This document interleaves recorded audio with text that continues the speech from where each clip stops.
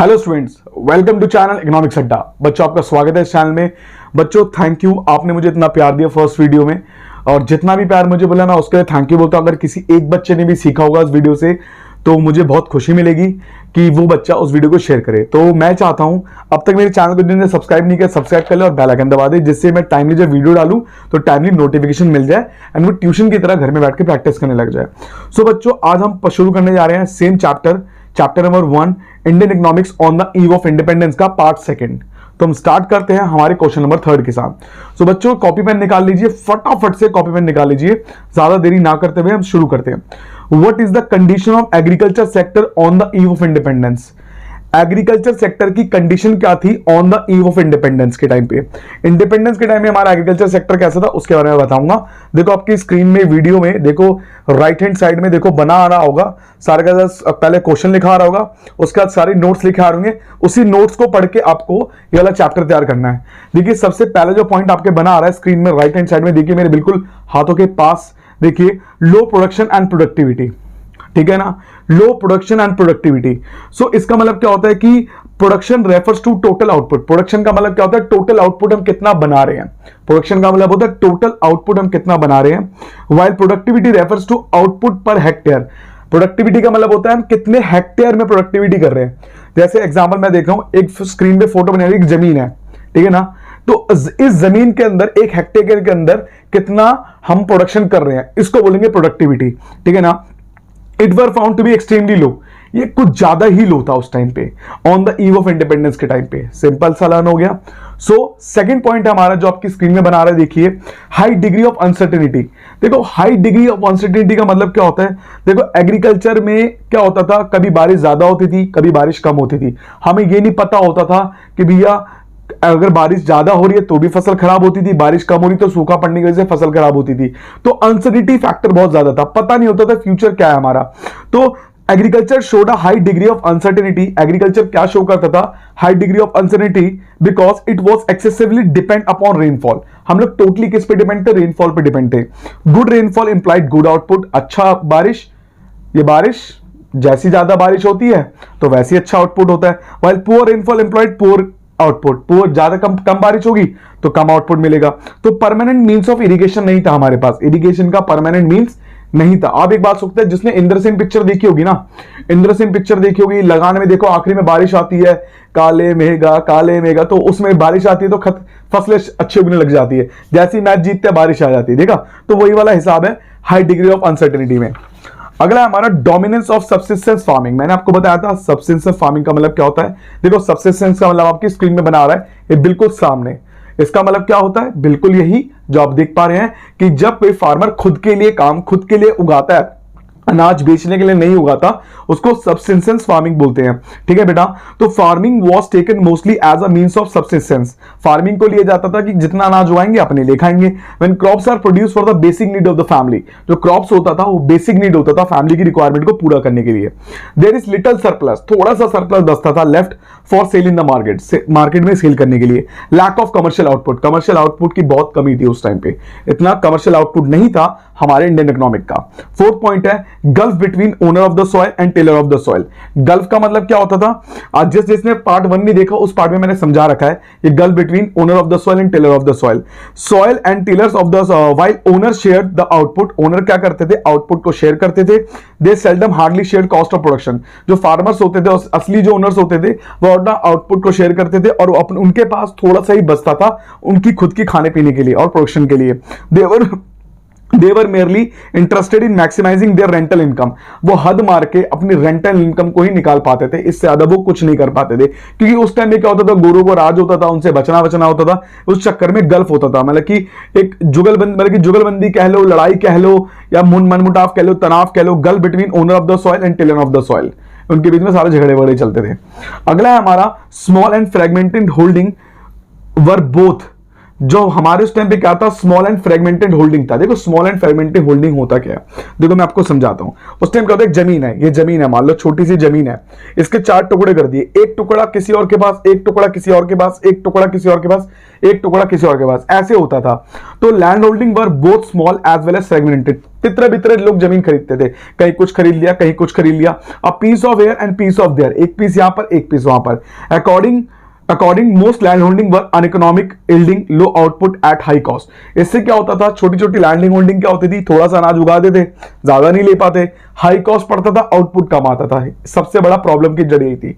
अगला है land revenue system under British Raj. ये मैंने ट्रायंगल वाला डायग्राम बताया था, वो ट्रायंगल वाले डायग्राम में मैंने आपको पूरा समझा दिया था कि किस तरीके से फार्मर्स को लूटा जाता था, जमींदार कैसे एंजॉय करते थे, और जो ब्रिटिशर्स थे किस तरीके से एक फिक्स्ड अमाउंट लेते थे जमींदार से। ठीक है ना, जिसने नहीं देखा फर्स्ट पार्ट देख लेना, फर्स्ट पार्ट में मैंने एक्सप्लेन कर रखा है क्वेश्चन नंबर 1 में। जो हमारा 7th पॉइंट है वो है force commercialisation of agriculture. Force commercialisation of agriculture का मतलब क्या होता है कि हमें क्या करना है, कमर्शियल को क्या फार्मर्स को हमने फोर्स किया था कि आप एग्रीकल्चर को कमर्शियल करिए, इंडिगो उगाइए भाई, क्योंकि इंडिगो से बेनिफिट किसको था, हमारे ब्रिटिश इंडस्ट्री को उस टाइम पे, क्योंकि वो ब्रिटिश की जो कैपिटल गुड्स होते थे उनकी डाइंग करने के बहुत काम आता था, उस टाइम की बात बता रहा हूं मैं। तो commercialisation of agriculture refers to shift from cultivation for self consumption, self consumption से उनको शिफ्ट करके कल्टीवेशन में शिफ्ट करवाया, to cultivation for the market, की मार्केट के लिए बनाना शुरू करो आप। Farmer force to shift to commercial crop, farmers को फोर्स किया गया कि तुम कमर्शियल क्रॉप पे शिफ्ट करो। Indigo in particularly from the conventional subsistence crop, indigo को कन्वर्ट करा गया, मेरे ठीक है काम करिए आप, राइजन राइजन व्हीट को हटा के इंडिगो बनाइए, उस टाइम पे उनको फोर्स करा गया था। तो किया भी, पर इंडिगो ने क्या करा था उस टाइम में, हमारी पूरी जमीन सब बर्बाद कर दी थी कि हद से ज्यादा नील की खेती होने की वजह से क्या हुआ, हमारी जो जमीन थी उपजाऊ थी बिल्कुल खत्म हो चुकी थी। ठीक है ना, आगे चलते हैं, हमारा क्वेश्चन नंबर 4। ये 7 पॉइंट थे, इन 7 पॉइंट को बिल्कुल दिमाग में बिठाना और दिमाग से लर्न करना। ठीक है ना, हमारा जो क्वेश्चन नंबर 4 है बच्चों, फटाफट से कॉपी निकाल के समझिए। Right a short note on decay of handicraft. देखो डिके एंड हैंडीक्राफ्ट का मतलब क्या है उसको समझते हैं हम। देखो मैंने फर्स्ट पार्ट में लिंक में फर्स्ट पार्ट में बता दिया था, इसका लिंक मैंने डिस्क्रिप्शन में दे रखा है बच्चों, तो ध्यान से समझना कि prior to the British rule handicraft in India enjoyed a world wide reputation. India को एक वर्ल्ड वाइड रेपुटेशन मिलती थी, पूरे वर्ल्ड में रेपुटेशन मिलती थी। ठीक है ना, क्योंकि जिस तरीके से उनकी एक्सीलेंस और क्वालिटी थी हमारे इंडिया की हैंडीक्राफ्ट को मामले में लेकर, और आज भी कहीं ना कहीं बहुत महंगे प्रोडक्ट है हैंडीक्राफ्ट के हमारे इंडिया में।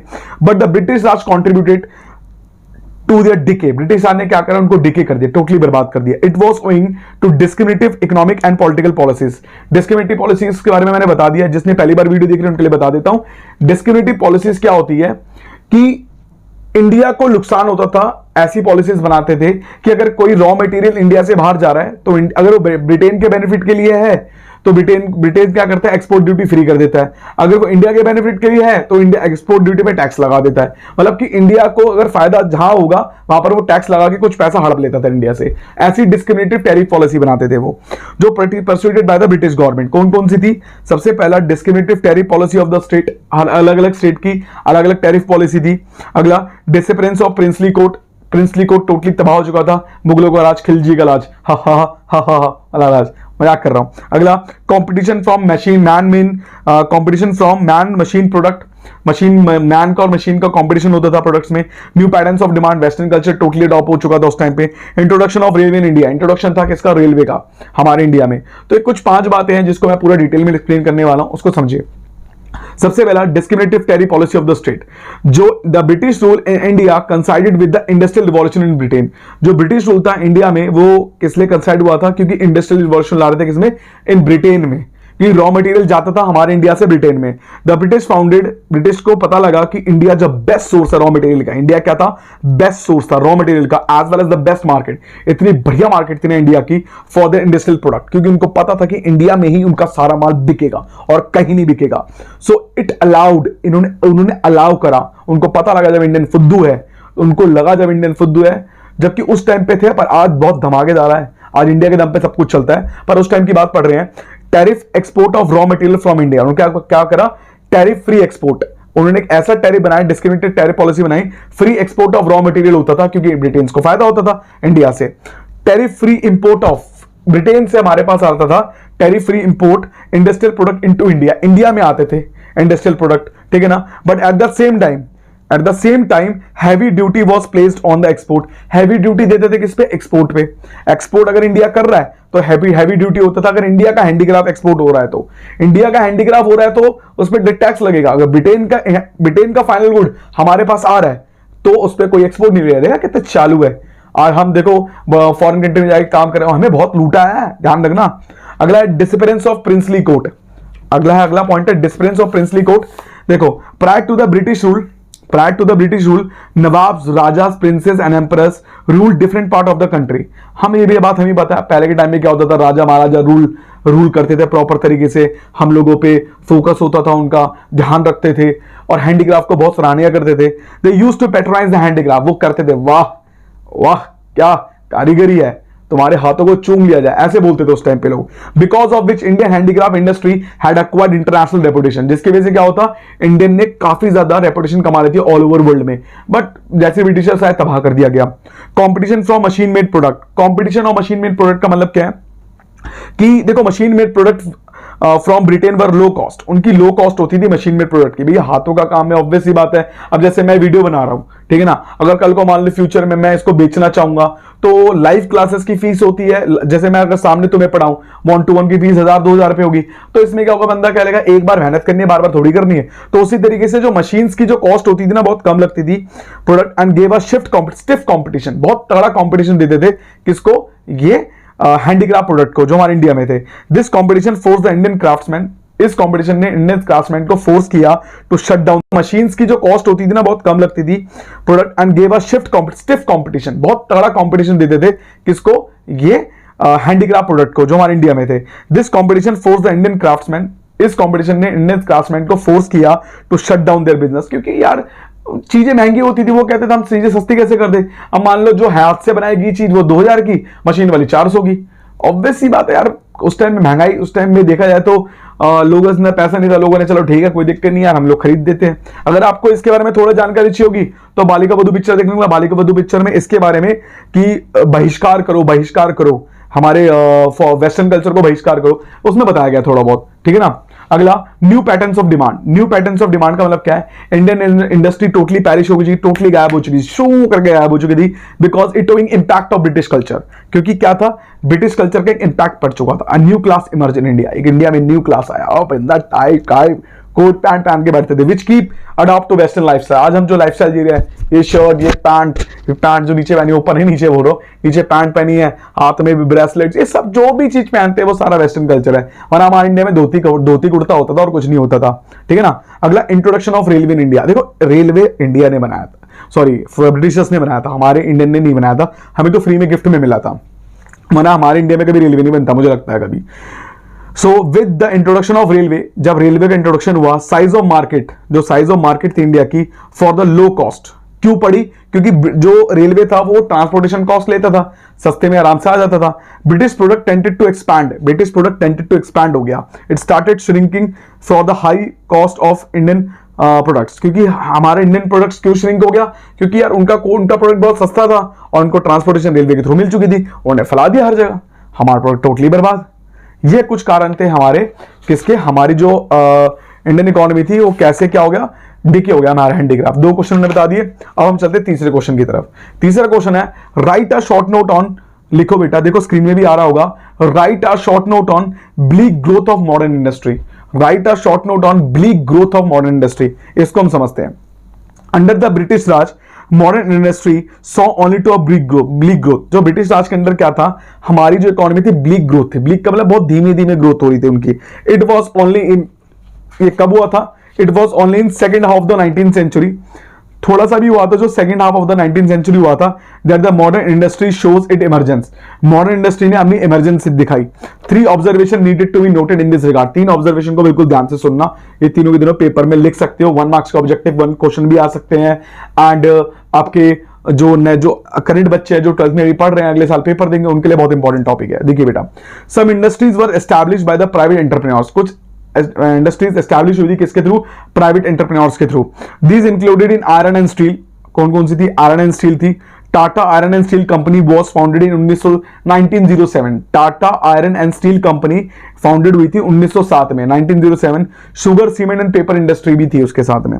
The state participation in the process of modern industry, जो स्टेट का पार्टिसिपेशन था हमारे मॉडर्न इंडस्ट्री में, industrialise was very limited. Industrialise हुआ था बहुत ही कम में, लिमिटेड तरीके से। दीज आर इंक्लूडेड, कौन कौन से थे? रेलवे था, पावर जनरेशन था, इलेक्ट्रिसिटी जनरेशन था, डेवलपमेंट ऑफ पोर्ट्स था, पोर्ट्स मतलब शिप के पोर्ट्स जो डॉकयार्ड होते हैं एक तरीके से देखा जाए तो, मींस ऑफ कम्युनिकेशन जैसे बीएसएनएल एयरटेल होता है वैसे Vodafone Airtel, BSNL Airtel, MTNL Vodafone, इनको लेकर भी पार्टिसिपेशन बहुत कम था उस टाइम पे। There were no capital industry, capital goods की कोई इंडस्ट्री नहीं थी। Worth the name capital good industry produce, बहुत ही कम लोग थे, वर्थलेस ही थे, मतलब देखा जाए तो थे ही नहीं, टोटली बिल्कुल नील थे। तो ये कुछ कारण थे bleak growth of modern industries के, क्योंकि उस टाइम पे 3 इंडस्ट्रीज थी, बहुत ही कम थी, मैंने बताया जो, इसी रीजंस की वजह से हमारी इंडस्ट्रीज का ब्लीक ग्रोथ हुआ। आगे हम चलते हैं अपने 4th क्वेश्चन की तरफ। How foreign trade under the British rule, कैसे फॉरेन ट्रेड हुआ अंडर द ब्रिटिश रूल। सो बच्चों ये वाले क्वेश्चन के लिए आपको अगले पार्ट का वेट करना पड़ेगा। सो बच्चों अब तक मेरे चैनल को जिनसे सब्सक्राइब नहीं किया, सब्सक्राइब कर ले, बेल आइकन दबा दे, एंड 3rd पार्ट के लिए वेट करना, और ये बहुत ही इंटरेस्टिंग टॉपिक है। सो बच्चों घर में रहिए, सेफ रहिए।